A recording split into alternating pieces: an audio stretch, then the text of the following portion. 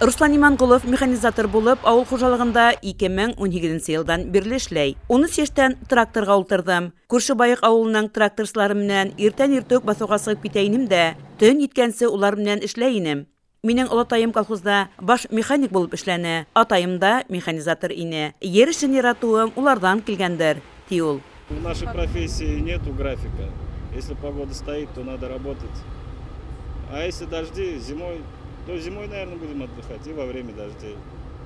А так дома сидеть, до 5 до 7 работать и домой, это уже не сельское хозяйство. Как бы земля любит тружеников, кто работает, ленивых земля не любит. Район буенча ужым культуралары 70% майданда иеп алынган. Заман сайы хәзерләндерелгән комбайндар батуды иңләй. Ишембай районында ужым культуралары угу өстендә бара. Әлеге вакытта 36 комбайн эшләй Ишембай районы буенча.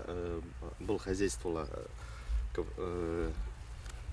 крестьян хужалыгы Приваловта 6 комбайн эшләй.